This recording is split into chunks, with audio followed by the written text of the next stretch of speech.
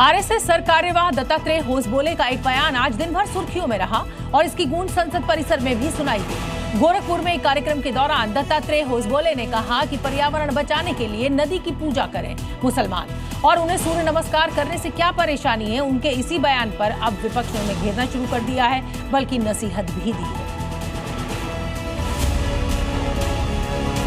गोरखपुर के एक कार्यक्रम में मौजूद थे राष्ट्रीय स्वयंसेवक संघ के सरकार्यवाह दत्तात्रेय होसबोले, जहां उन्होंने सूर्य नमस्कार को लेकर बयान दिया। उन्होंने कहा कि मुसलमान नदी की पूजा करें, सूर्य नमस्कार करें। दत्तात्रेय होसबोले के इसी बयान पर अब सियासत गर्मा गई। विपक्ष के नेता पूछ रहे हैं, क्या दत्तात्रेय नमाज अदा करना पसंद करेंगे?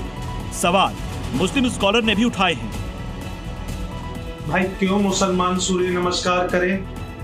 कभी मुसलमान ने कभी हिंदू भाइयों से ये कहा है कि हम नमाज पढ़ते हैं, आप भी नमाज पढ़िए?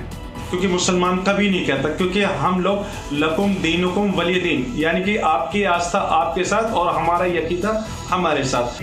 कौन क्या करेगा इस देश में, उसकी धार्मिक पहचान के आधार पर उसको हम सलाह नहीं दे सकते। जैसे वो सूर्य नमस्कार के पक्ष में नहीं है, तो आप नमाज पढ़ने के भी पक्ष में नहीं है, और हम कोई नहीं दबाव दे सकता कि दत्तात्रेय जी नमाज पढ़े। तो सूर्य नमस्कार पर मजहबी तकरार शुरू हो गई। विपक्ष ने दो टूक कह दिया है कि धार्मिक आजादी सबकी है, ये आरएसएस तय नहीं करेगा।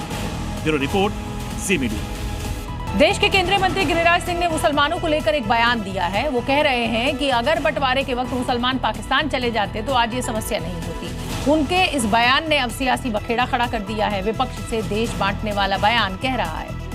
गिरिराज के बयान सियासी घमासान, मुसलमानों को क्यों बताया दिक्कत? अगर सारे मुसलमानों को भेज दिया गया होता तो आज यहाँ प्रॉब्लम नहीं होता। क्या होनी चाहिए अल्पसंख्यक की परिभाषा? लेकिन अल्पसंख्यक की परिभाषा नहीं परिभाषित किया। गिरिराज सिंह केंद्र में मंत्री हैं, बिहार से आते हैं और अक्सर अपने बयानों के लिए सुर्खियों में रहते हैं, लेकिन इस बार उनके बयान ने एक नई बहस को जन्म दे दिया है।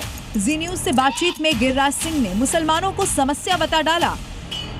2011 से देखेंगे तो देश की आबादी का छठा पोजीशन है। ये छठा पोजीशन पर कोई रहे मुसलमान और वो अल्पसंख्यक कैसे कहलाए? गिरिराज सिंह का मानना है कि अब अल्पसंख्यक की परिभाषा बदलने का वक्त आ गया है। अगर सारे मुसलमानों को भेज दिया गया होता तो आज यहाँ प्रॉब्लम नहीं होता। लेकिन संविधान में हमारे पूर्वजों ने अल्पसंख्यक शब्द तो दिया, लेकिन अल्पसंख्यक की परिभाषा नहीं परिभाषित की। गिरिराज के इस बयान के बाद मौलाना और मुस्लिम नेता भड़क गए हैं। उन्होंने गिरिराज सिंह को जवाब दे दिया है।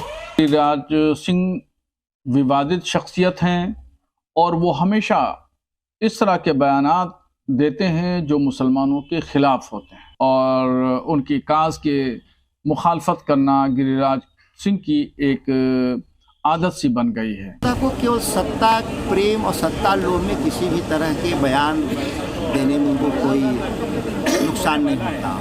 बस उससे सत्ता हासिल होना चाहिए, सत्ता के करीब पहुंचना चाहिए। गिरिराज दादा जिस राजनीतिक विरासत से आए हैं, हिंदू महासभा जनसंघ के ज़माने से, वह मुस्लिम लीग के साथ देश में सरकार बनाए थे।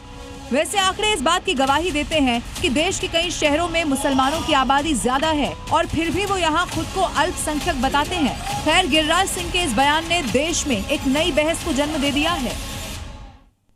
बिहार के मुख्यमंत्री नीतीश कुमार के मुसलमान महिला के चेहरे से हिजाब हटाने के मामले पर सियासत थमने का नाम नहीं ले रही। विपक्ष जहां मुख्यमंत्री को इस मुद्दे पर घेर रहा है, तो वहीं दूसरी तरफ गिरिराज सिंह मुख्यमंत्री के समर्थन में उतरते नजर आ रहे हैं। क्या कुछ कह रहे हैं गिरिराज सिंह, सुनिए। आपको ये तस्वीर याद होगी, कुछ दिन पहले मुख्यमंत्री नीतीश कुमार ने मुस्लिम महिला का हिजाब हटाने की कोशिश की तो बवाल मच गया। विपक्ष ने सवाल उठाए तो अब गिरिराज सिंह समर्थन में उतर गए। गिरिराज सिंह ने कहा, नीतीश कुमार ने कोई गलत काम नहीं किया। अगर कोई नियुक्ति पत्र लेने के लिए जा रहा हो या जा रही है, क्या उसका चेहरा नहीं दिखाएगी? ये कौन सा, ये कोई इस्लामिक देश है? ये भारत है, भारत में कानून का राज चलेगा। नीतीश कुमार ने सही किया। नीतीश कुमार का गिरिराज सिंह से पहले संजय निषाद भी समर्थन कर चुके हैं, तो वहीं ओवैसी की पार्टी के इम्तियाज जलील नीतीश कुमार पर भड़क गए। इस घटना के बाद से नीतीश कुमार विपक्ष के टारगेट पर है और पाकिस्तान से कट्टरपंथी भी उन्हें धमकी देने लगे।